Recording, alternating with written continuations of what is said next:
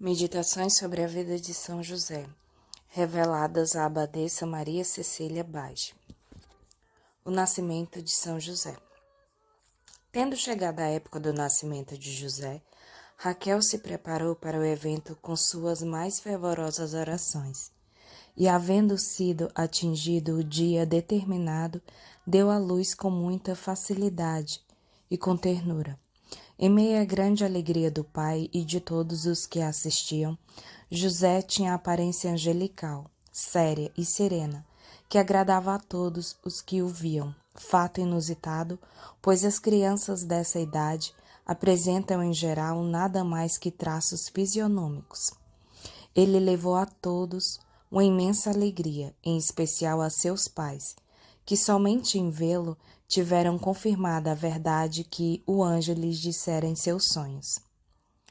Acabadas as formalidades necessárias, Raquel agradeceu novamente a Deus por seu parto tão feliz e, tomando José em seus braços, ofertou ao Senhor com o desejo interior de oferecê-lo mais tarde aos serviços do Templo de Jerusalém.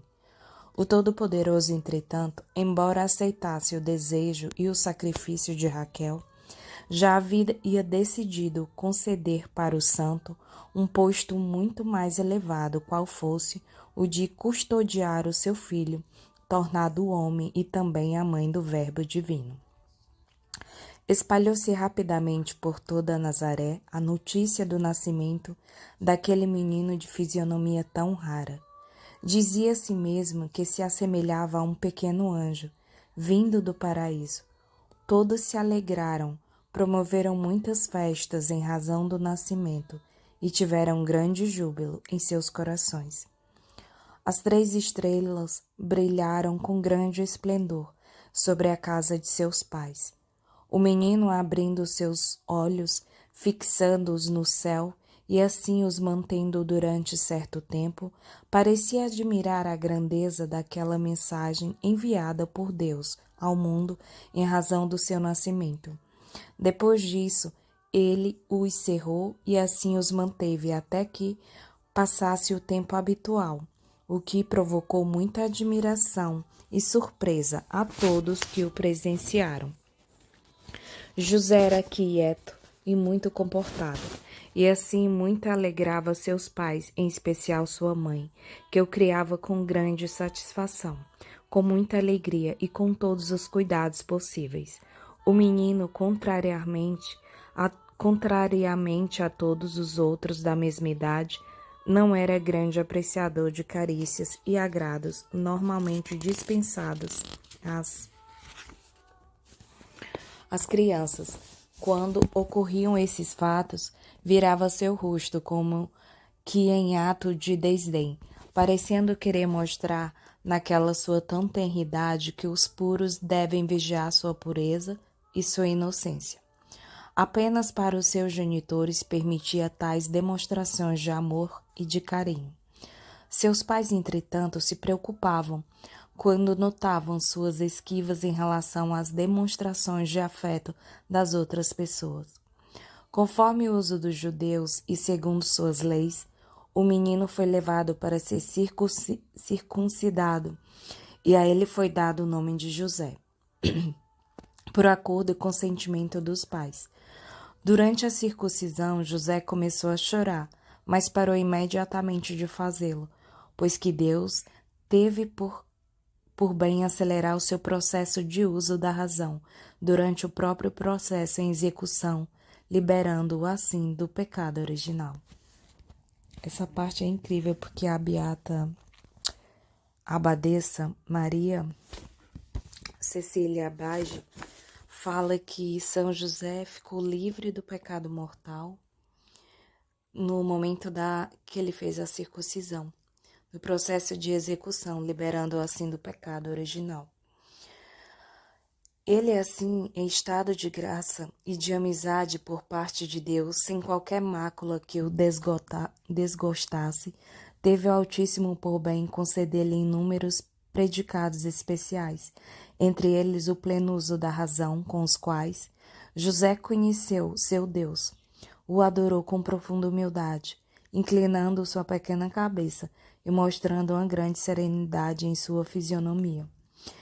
Ele sorria exultante, com leveza e seriedade, e externava a grande alegria reinando em seu espírito. Reconheceu os grandes favorecimentos que o Senhor lhe havia concedido, e deu graças a tudo aquilo que lhe oferecia. E Deus lhe concedeu, além do anjo da sua guarda, um outro que conversava com ele frequentemente durante seus sonhos e orientava em tudo o que deveria ser feito para o agrado do Senhor. Portanto, José, já naquela tenridade, era dono do uso da razão.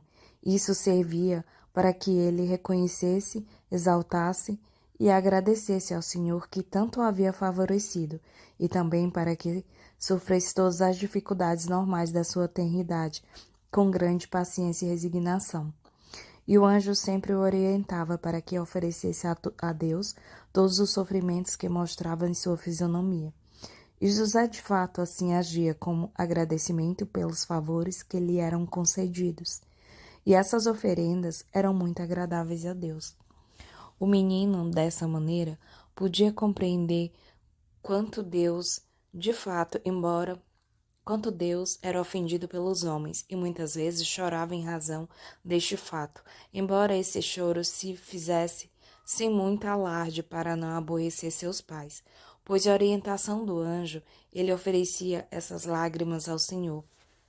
E quanto mais agia desta forma, tanto maiores eram as luzes e as graças que recebia de Deus, e ele não se cansava de render seus agradecimentos. Quando Raquel o tomava em seus braços para alimentá-lo, ele mostrava seu rosto muito rosado e mantinha seus olhos fechados, como se demonstrando assim seu desprazer em ser descoberto e olhado. Sua mãe usava de grande cautela para impedir qualquer sofrimento seu, pois bem que conhecia que nele se operava a graça divina, que o iluminava e o ornava com grandes virtudes. José, tomando o leite de sua mãe, simultaneamente se impregnava com suas qualidades e virtudes, e lhe era extremamente agradecido pelo alimento que dela recebia. Nessas ocasiões, ele se mostrava alegre e jovial, pois compreendia ser ela extremamente bem dotada. Nesse sentido, entendia que ela, nesses atos, lhe transferia todas as características que possuía.